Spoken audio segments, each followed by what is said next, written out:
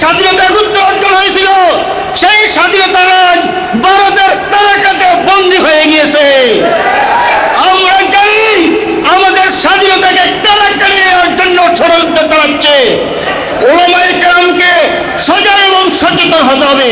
আমাদের মূল যে লক্ষ্য ফিলিস্তিনের মুসলমানদের স্বাধীনতা, মানবতাকে উদ্ধার করা, সেটা পরিপূর্ণভাবে অর্জন হচ্ছে না।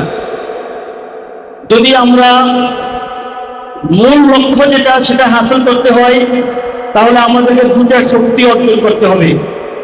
একটা হলো ঈমানী শক্তি, আর একটা হলো রাষ্ট্রীয় শক্তি। যদি আমাদের ঈমানী শক্তি অর্জন হয়, তাহলে যে হাদিস আছে, মান রাআ মুনকারান ফালিয়ুগাইয়িরহু বিয়াদিহি ফাইন লাম ইস্তাতি বিলিসানিহি ফাইন লাম ইস্তাতি বিকলবিহি, এই হাদিসের যে মর্ম, যদি ঈমানী শক্তি আমাদের মজবুত হয়, তাহলে আমাদের মাঝে অন্যায় এবং অশ্লীলতা, জুলুম এবং শোষণের বিরুদ্ধে আমাদের প্রচন্ড ঘৃণা সৃষ্টি হবে এবং আমাদের প্রতিবাদী কণ্ঠস্বর হবে এবং এর প্রতিরোধ করার জন্য আমাদের যোগ্যতা অর্জনের মানসিকতা তৈরি হবে। ঈমানী শক্তি যদি আমাদের মজবুত হয়, তাহলে আমাদের মধ্যে একটা বৈশিষ্ট্য হবে আশিদ্দাউ আলাল কুফার। যদি ঈমানী শক্তি মজবুত হয়, আমাদের আরেকটি বৈশিষ্ট্য অর্জন হবে রুহমাউ বাইনাহুম। তখন সমস্ত জুলুম, শোষণ, অন্যায়ের বিরুদ্ধে প্রতিবাদী হবার এবং সেই অন্যায় এবং অবিচারকে সমূলে উৎখাত করার জন্য আমাদের যোগ্যতা অর্জন হবে। আর শুধু ঈমানী শক্তি যথেষ্ট নয়। আজকে আমরা জানি আমাদের যত প্রতিবাদ রয়েছে, এই প্রতিবাদগুলো তাদের পণ্য পৌঁছে পৌঁছে না। আজকে যদি আমাদের রাষ্ট্রীয় শক্তি থাকতো, তাহলে আমরা সৈন্য পাঠাতে পারতাম, অস্ত্র দিয়ে আমাদের মুসলমানদের সহযোগিতা করতে পারতাম।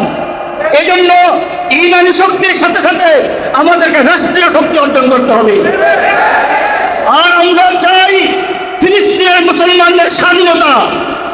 এই জন্য প্রথমে আমাদের যে বাংলাদেশ রয়েছে, আমরা যে ভূখণ্ডে বাস করছি, এই বাংলাদেশের স্বাধীনতা, সার্বভৌমত্ব আজ নড়বড়ে হয়ে যাচ্ছে।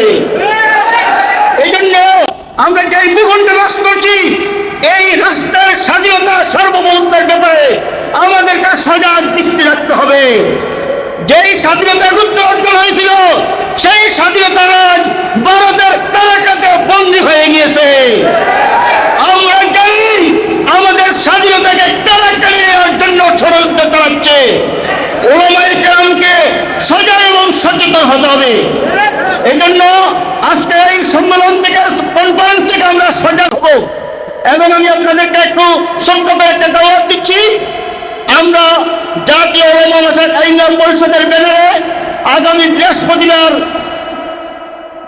ডাক্তার হায়দার ক্লিনিক গলিতে যে মিড টাউন কনভেনশন হলে একটি উলামা মাসায়েখ সম্মেলন, আমাদের এই দেশ কোন দিকে যাচ্ছে, আমাদের শিক্ষা, আমাদের সংস্কৃতির বিরুদ্ধে যে আগ্রাসন চালানো হচ্ছে, এই ব্যাপারে সচেতন করার জন্য আমাদের হেফাজতে ইসলাম বাংলাদেশ ফেরিজেলার মোহতারাম সেক্রেটারি তাকেও দাওয়াত দেওয়া হয়েছে এবং ফেরিজেলার শীর্ষ ওলামাদেরকে দাওয়াত দেওয়া হয়েছে।